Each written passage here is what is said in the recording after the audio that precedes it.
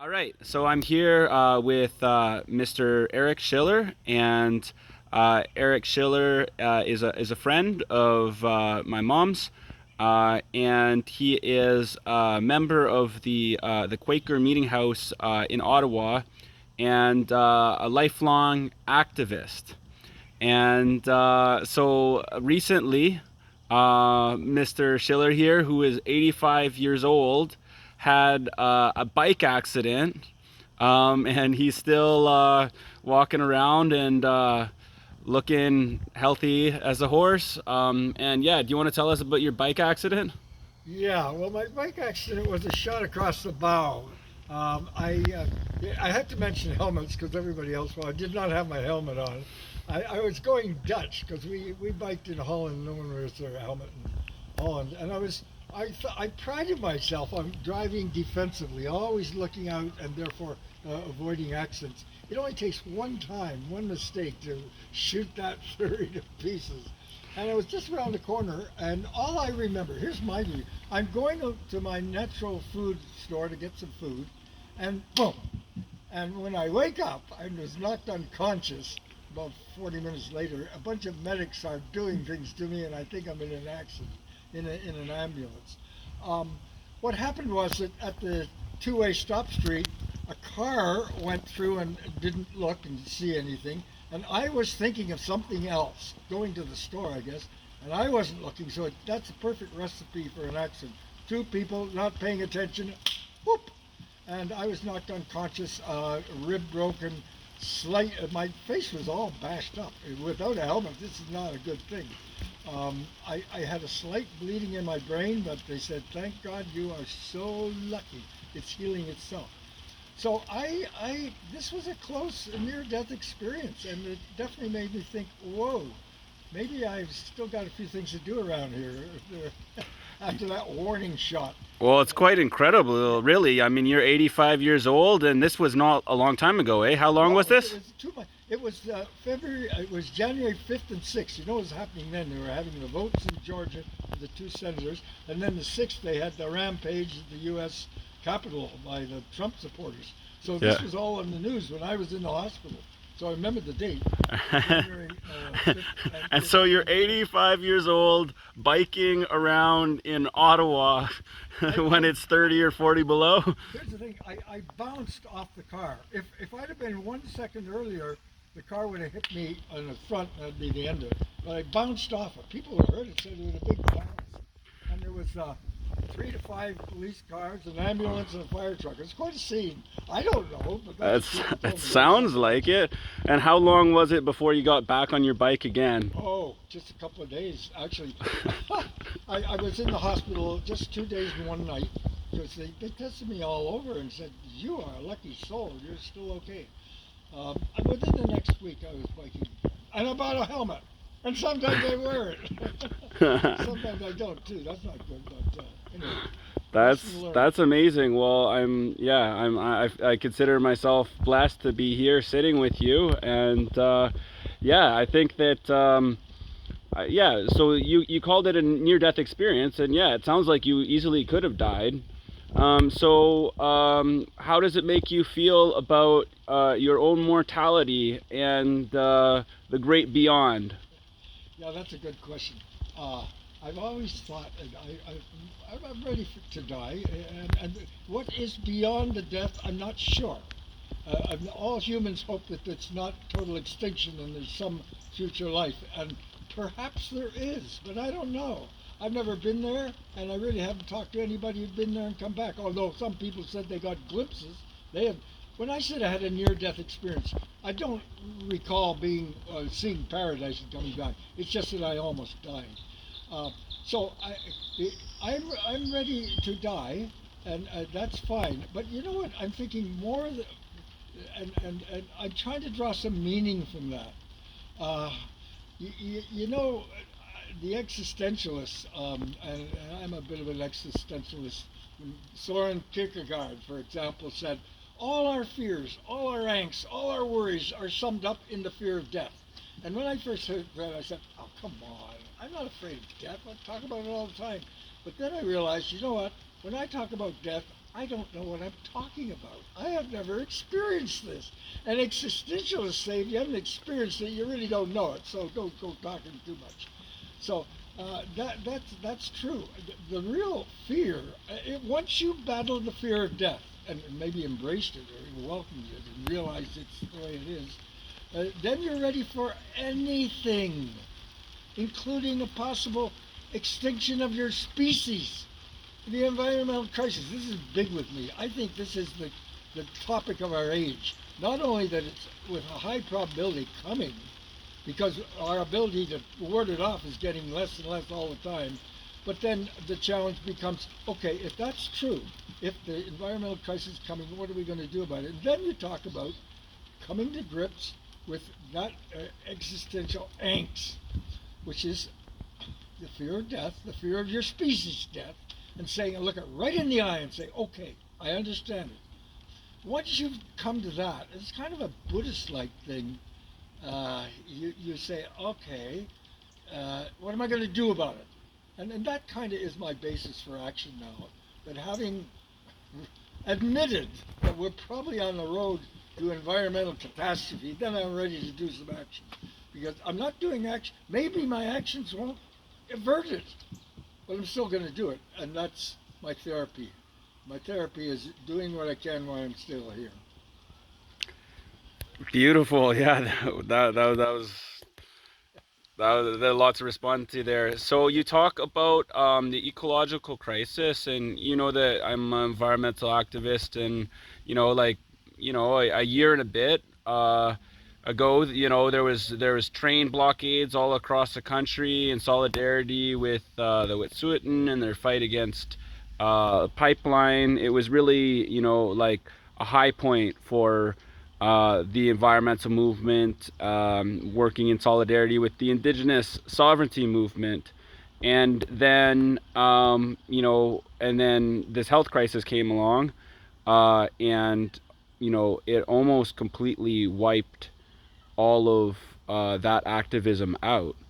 And I think that in the media they're constantly fixating the attention of the public upon COVID, and Trump, but he's out of the picture now, and almost just those two things. And meanwhile, there's still ecological crisis. There's still, severe poverty in different parts of the world, deforestation, desertification, ocean acidification, all of these crises. So I think that they point towards a deeper crisis, which is a spiritual crisis, and our relationship to nature. You're a spiritual man. I was wondering if you could share some of your thoughts on on the spiritual crisis, and how younger generations um, can discover the purpose that and the connection that can lead them to lead more meaningful, less alienated lives. Wow, you said a whole bunch of questions there. I don't know where to start, but let me say a few things before I get to the spiritual thing. One is this COVID thing. It's a pre-run. We've said before when we look at the enormity of the environmental crisis that we can't change suddenly, globally, and drastically right away. But we can. COVID has taught us that, look, suddenly within a year, we reoriented our whole economies. It's temporary, it may not last, but, and it's drastic. Like here we have to meet outside 2 meters apart and all kinds of things. And it's global. Suddenly the whole world woke up to a problem. That's what is the challenge if we are to face the environmental crisis. Um, the other thing is the the spiritual part of it. What is the answer here? It's so overwhelming that the answer is so huge. We quite don't know where to come at it. But I think at the root is we are trashing this place, and we're befouling the earth And the native people, the native people keep saying, you are, you've got to take care of Mother Earth. You've got to take care of Mother Earth, and that's what we're not doing. We're not doing that because we put our lifestyle on a pedestal, and we don't want to give that up for anything. And even if Mother Earth suffers, this I can see why we're doing it in a way. There you are with your camera. Yeah. Here I am with my smartphone. I'm reading a book about this. It's called Bright Green Lies. Have you heard of it?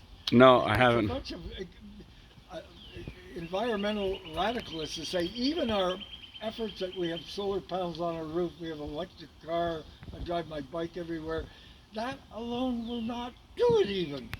Uh, it, it, it, I think the challenge is so massive that we're thrown back on our spiritual resolves. Are we up to it? Can we do it? Um, and in the long run, will we be successful? I personally, I'm not sure we're going to be successful. Yeah, and I mean, neither am I. I think that that this civilization is inherently unsustainable, and unsustainable, means that it can't last forever. And I think that humans could survive.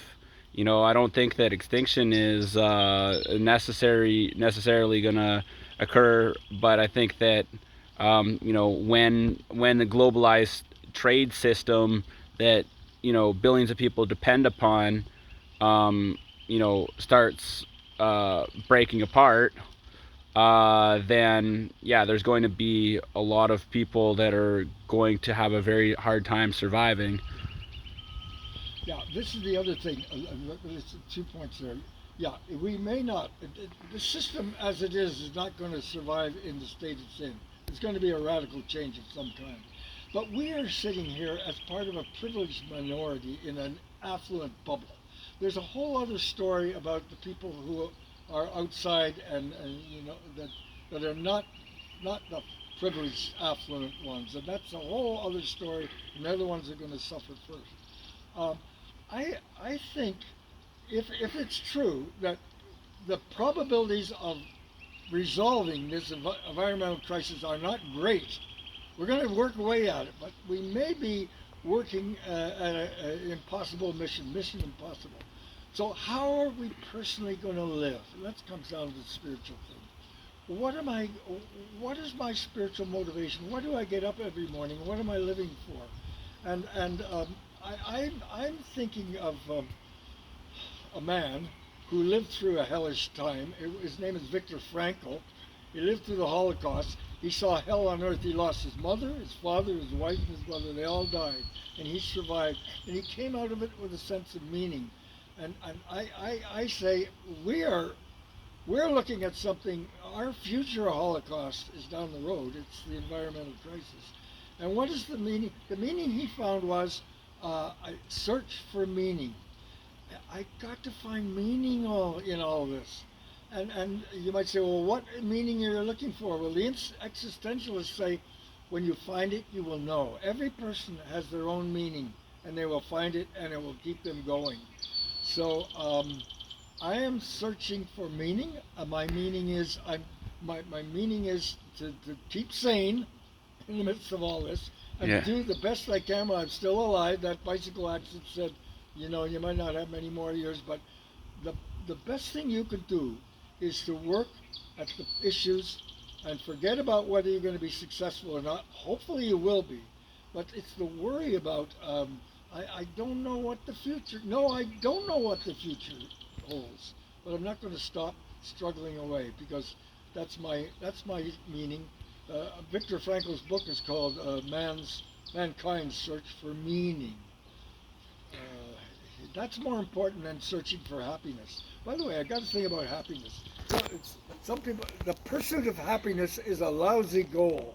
Now, it's great to be happy. It's great to be light and jovial and to be relaxed. But that's not a good goal. That's a byproduct. That comes if you find meaning. And don't fixate on my pursuit of happiness. That can lead into hedonism. It can lead into let us eat, drink, and be merry, for tomorrow we die. Who cares? That's what the search for happiness will lead you to. But the search for meaning is profound. And your meaning and my meaning and others' meaning, as long as it's positive and life affirming, that's good. Whatever that meaning is for you, that's worth searching for and grasping for and keeping you going. Awesome.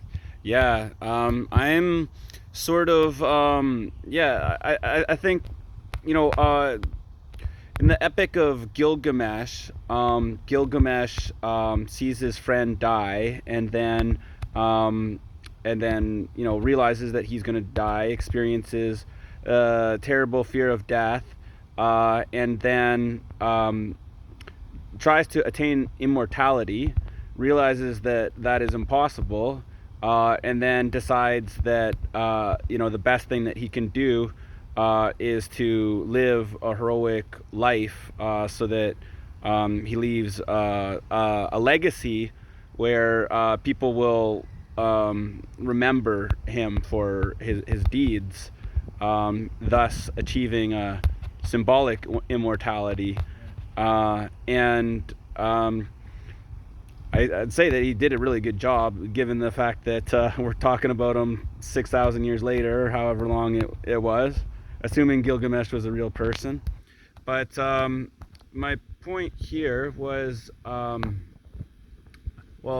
I have two questions. What would you have? What would you say to those people, transhumanists, people who believe that they could extend life, indefinitely? Some people think that they could live for forever by uploading their consciousness into computers, um, and bioengineering and all of these things. So, what would you have to say to the people that want to achieve immortality? It's not worth it. It sounds like hedonism gone amok. The whole universe has species coming and going. Change is constant. Even the stars and the cosmos is changing. We're expanding, expanding. Maybe we'll contract one day. It's better to relinquish your time on Earth and say, carry on, you young, and let the young. By the way, you're young and I'm old, so I'm looking to people like you to carry on with it. I'm not. The thought that I want to stay around forever. What a no, please, thank you. Um, it hasn't even slightly attracted me. Um, I want to. The fact that we've been, yeah, there's a movie about Cuba where there was no death. Cuba's a little island, and Cuba, it's a myth. It's a Cuban myth.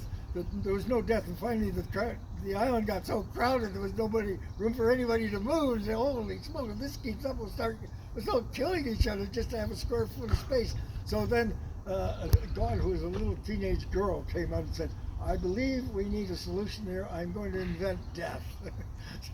So we can share the resources of this little island while we have our time upon it. And death makes sense. I mean, if there were no death, um, we'd overpopulate and come to a crisis. So that's the way it is. And I wonder if these people want to live forever, and who would even want to see them anyway. Yeah. Well, I think that it speaks to kind of, yeah, what I've been calling the pathological death phobia of Western civilization, and I think that it has something to do with the lack of any type of spirituality, or and I don't know. I think that throughout human history, like pretty much every human society has had some spiritual practices, and I think that part of their function is to prepare people to die in a good way, have some sense of meaning in their life. But a lot of people, see religion as a tool of social control, and of course it has been used that way. And I think that they might have thrown the baby out with the bathwater. Do you have any thoughts on religion, spirituality, and alienation? Yeah, I like that. First, you talked about a good death. Some people have the privilege of a good death. You have to admit, a lot of people don't have that. They're tortured and they die, or they die in wars. Suddenly they're dead. So a good death is a privilege that not everybody has. Yeah, the meaning of death and whether it's worth pursuing. Uh, the religion. So here's I've studied religion. I've studied science. I come to the conclusion the only way to understand the physical world, past, present, future, is through science. All the mythical stories about how it began and where it's going are stories that come out of the subconscious of mankind, and they don't help me very much. But science itself, although it can tell us about the physical world, past, present, future, cannot tell us certain things. It's limited. It can't tell us about ethics. Science cannot tell us what's the purpose in my life. And it even can't explain how this whole physical universe began. Science can tell us the how of the Big Bang theory that probably began it all and led it into its present state of expansion, but it can't tell us why. So religion, there is a reason mankind is spiritual, and then when he organizes it, it gets to be religion. Uh, he's he's meeting a need for questions that arise that science can't answer. Science to me is the left side of the brain, the logic side. Give me the facts, give me a possible explanation, and we'll test it and see if it works, and that's fine. That tells the physical world. The right side of the brain, which is the metaphorical and the mystic side, it deals with the other sides. You'll never. I'm glad we have that side of the brain working. What's the meaning of it all? What's the sense of it all? Why am I doing this? How did it all begin? There'll always be mysteries. There are divine create. I like the fact that spirituality talks about not just mystery, but creative mystery. There's some creative force here. Look at your body, how beautifully put together it is with all these systems working to create a conscious being. Isn't that amazing? How did that happen? So religion is good as long as it's positive and life affirming, and not gone, like you say, doesn't become a control mechanism or a negative, destructive thing. So we got to get these two together: the science, the logic, and the religion, the mythical, the understanding, the purpose, and we've got to become whole beings. If we're all into the mystical and don't care about what the heck's happening in the real world, that's not good. If we're just cold-hearted rationalists, we don't understand how many things we don't know. We're not good. So get them together. Get them together. Science and religion, science and spirituality. Then we're whole. That was awesome. That was really good. Okay. Yeah. So I mean, some people think that the science is taking on the role of religion, or right now, it's people are being told, follow the science, and basically it means like do what the government tells you to do. And of course, there's nothing less scientific than you know accepting something without thinking critically, and there's nothing more scientific than questioning science. Um, but what would you say to the people that think that I don't know, that compliance with the government um, you know is in service of the greater good always, and that's what we should always do? Not always. It's the word always that's the problem. Um, sometimes we have to act corporately and communally and all agree on what the leaders are telling us. I mean, if you look at this COVID thing, um, okay, vaccines uh, have their side effects. They don't always work. But if you say you are obstructing my freedom, telling me that I must be vaccinated, if a drone from another planet could come and see, this species seems to be surviving because they're all doing the right thing. They're probably East Asian or something.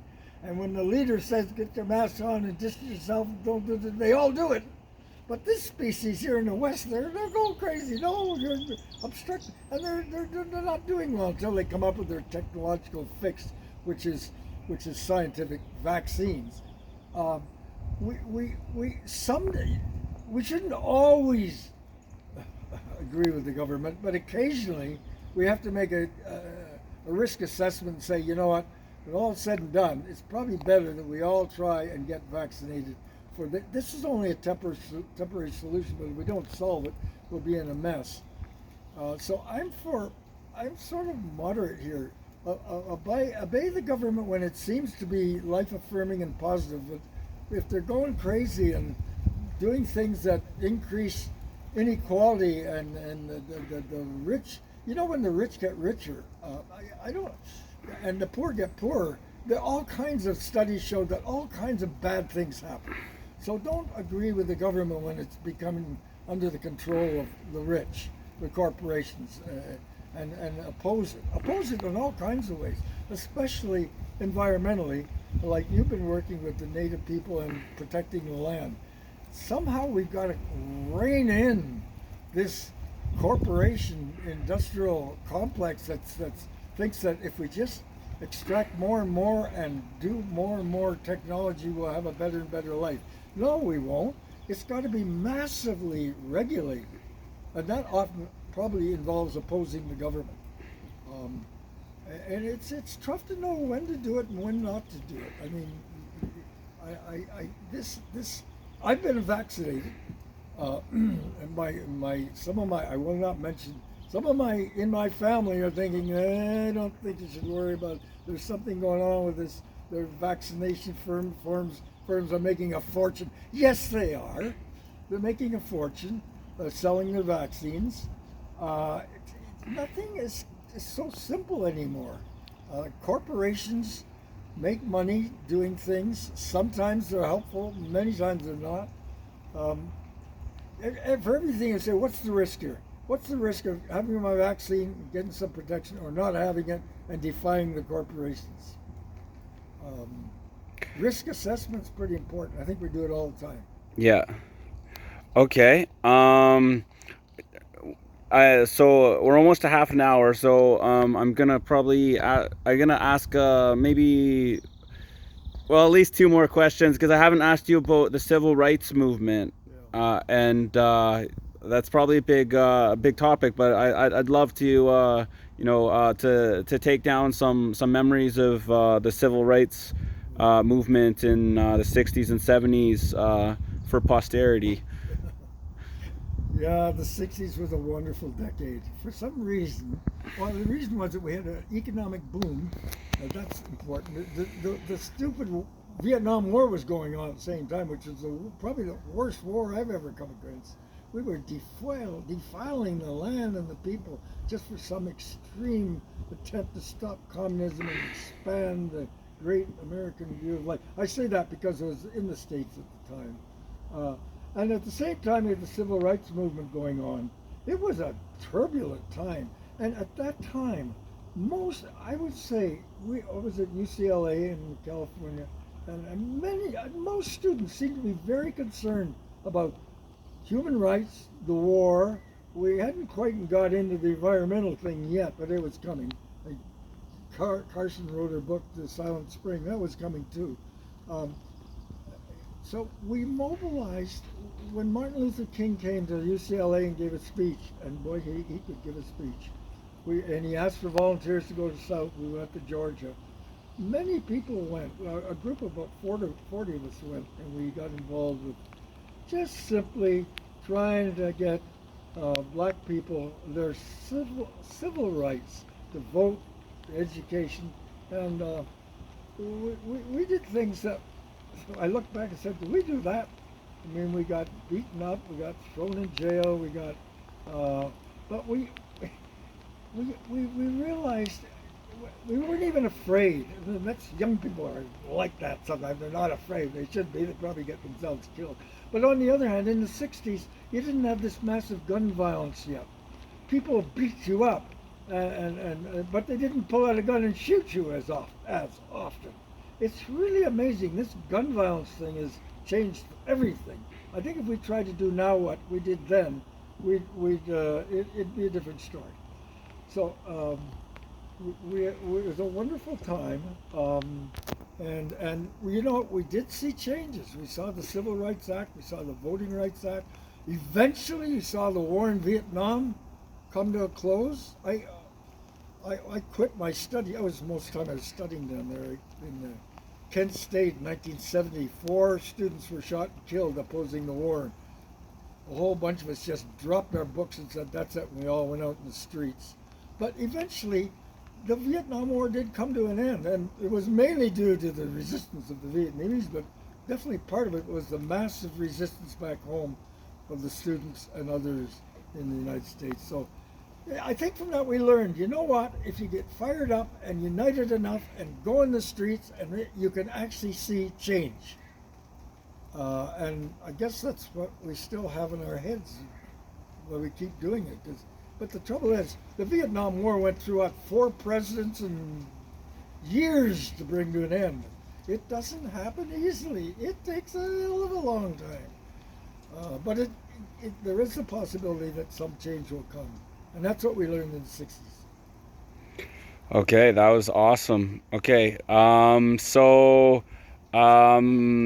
yeah, the last question, the last thing that I wanted to ask you about is about the interrelated subjects of death, dying, and old age, and basically dying with dignity. Because you know, from what I've heard, I mean, my stepsister, a lady, she works in an old folks home, and they've been vaccinated, but currently they're not allowed to leave their homes. They're on house arrest. And this seems to me like an injustice, because, you know, these are adults who should be able to make decisions for themselves. Um, and another example of you know, the way that the society treats the elderly is, you know, people who have been in these long term care homes, where, you know, it's been, I think still a majority of the cases of deaths have been in long term care homes. And there was a really an example that I found very illustrative of the conditions in palliative care right now due to COVID. Is that I was told by a nurse that they're putting uh, medical gloves that are filled with warm water into the hands of patients who are in palliative care to simulate the feeling of someone holding their hand, because their family members aren't allowed to be there. And so this to me is tragic and very sad. And I wanted to ask you how you feel about dying with dignity and the rights of the elderly. Yeah, that's a great question. You know, we're going to Yeah. get soaked here, but never mind. Dying with dignity, the good death. I don't remember once in Africa, in Burkina Faso, I was sitting with a guy who just graduated and we were having lunch. I was about 65, and he looked at me and said, "Eric, what's it like to grow old?" I thought, "Geez, I must be having a bad day." You know, and the answer I gave is the answer I'd still give. You know, there's something about growing old. If you have the privilege of growing old slowly, the human species and me have the ability to adapt as best we can. But not everybody has this privilege. That's the good death. If you have the privilege to, your psyche and your emotions and your spirit adapt slowly and slowly. I always think of, you know, I've been to some horrible places like the Congo and Gaza, where people people don't have that privilege. Okay, that's a whole nother story. So we're talking about the privileged few, which I'm a member in the Western world. Um,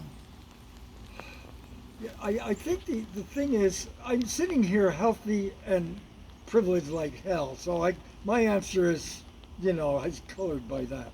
Uh, if one is suffering, I'm not afraid of dying, but it's the process I don't like if there's a lot of pain involved.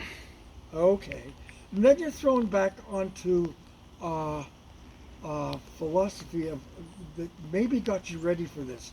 The Buddhists say that life has suffering. You can't get away from it. Is you suffer because you want and you grasp and even what you want isn't what you should have, and you've got to deal with the suffering. And the way to do it is to give up striving so much, get into desirelessness. And when I heard that, I said, "That's nuts. What do you mean? The goal of life is to not desire anything?" But that's because I didn't understand. Desirelessness is a spiritual state in which you say, "Dear God, okay, I give." The ego gives up, and I yield. And I guess coming into a good death is something like that. In fact, even the religions of the world, even Christianity, it's no, it says to get to the resurrection hope, which is our hope of beyond death, you must walk through the suffering of Calvary. By that I mean, if you look at the only thing after all those years of studying theology, by the way, I studied for 5 years, the only thing I'm sure of was that Jesus was a spiritual genius, and for various political, social, and spiritual reasons, they killed him, and he suffered a horrible death on a cross. That's the way the Romans did it. And the followers of his must have had huge trauma, and their suffering was that their master died. That's it. And after that, something happened, and they emerged. Depending on what you think about the resurrection, was it physical, spiritual, or whatever, you've got to admit that after that, they became totally convinced that there was of the resurrection hope, and they went into the world. They were willing to die for it. In fact, they changed the world. So, even in Christianity, to get to that hopeful state, or what the Buddhists call desirelessness, bliss, in Christianity, you don't get there just, oh, it'd be wonderful to have eternal life. Hello, I think I'll take it. No, you find it becomes real when you suffer. And out of the suffering comes the resurrection hope. And that's what Viktor Frankl found too. He lived through the horror of the Holocaust. This is hell on earth. This is hell on earth. He saw his whole family before his eyes die. And yet he came out with the hope of my search for meaning is what keeps me going, and I'm going to pass it on to others. So I think we were talking about death and dying. Again, I don't know what I'm talking about, this death thing. I haven't experienced it. And therefore I should shut up. But I do know that at one point I will say, oh, now I know. But I think what is perhaps wholesome here is being able to live with the unknown that I don't know. The abyss I do not know. I know it's coming, but I do not know. And I'm not going to be paralyzed because I don't know. I'm going to keep this resurrection hope, desirelessness, search for meaning going. That'll do for now until the end comes. Now, the fact that even the people in by the way, old care homes, deaths are going down because of the vaccine, but and people are dying without their neighbors and their friends and their family. Even they're being cared for as best they can. Some people want to die surrounded by friends. Others, probably me, and introverts like me. I'm an introvert, believe it or not. My daughter says you can't be an introvert, you talk too much, but I am an introvert. Yeah. And my father was an introvert, and my sister stayed with my father every night when he was on his deathbed. The one night she couldn't be there, because that's the night he died. And that's, I think, the way he wanted. He said, for him, dying was not a spectator sport. I want to go alone. After I've said goodbye to everybody, of course. And I think I want to go alone too. I don't think dying is a spectator sport, and I don't mind if. Yeah, this is my privilege speaking because I'm probably in a home and they're doing the best they can. I'm not suffering, being tortured, being thrown out the side of a road in some dark time. There's a huge difference between the way the privileged speak. I am a member of the privilege, and the way that the others. And someday somebody's got to speak out for them and tell their story better. It'll have to be one of them. It can't be one of us. I don't know. Okay, last question. What's the secret to living a good life? Oh boy. Having a purpose. You know, you could say, oh, well, do your exercise, eat good food, blah, blah, blah, blah. No, the important thing is, and exercise is pretty important, by the way. You always hear these people talking about the latest pillars you take. But the real is having a purpose. And that's what Viktor Frankl said. Mankind's search for meaning makes it all worthwhile. And what the meaning is, I'm not going to tell you what the meaning is. It's a big secret. But it's got to be positive and life affirming. And whatever that is, that's the purpose. That's the secret of a long life, I think, and a meaningful life. Without that, you don't even think you should get up in the morning. You know, you've got to have some reason to get up. Why am I getting up this morning? What am I getting up for? There's got to be meaning, purpose, drive, and hopefully it's to make the world a better place and do things to leave a better place. It's not that, oh, I want one more game of golf, please. No. Well, maybe that is for somebody. I shouldn't be so cruel. Yeah. It just doesn't work for me. I don't know. You don't like golf. I can't golf. That's the main reason. Okay, thank you so much, Mr. Schiller. And yeah, thank you for your wise words. Well, thank you for doing this. You've got a lot of input into this too. I'm glad to hear your views. I love to hear the views of the youth. You are our world's last best hope. God help us all.